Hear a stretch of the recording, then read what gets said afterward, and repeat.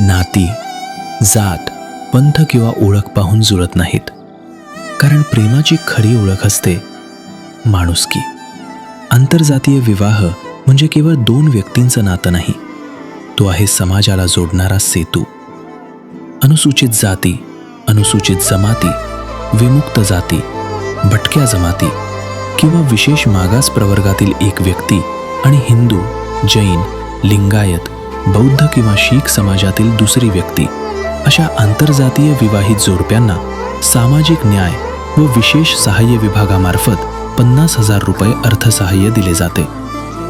हे अर्थसहाय्य पती पत्नीच्या संयुक्त नावानं प्रदान करण्यात येते.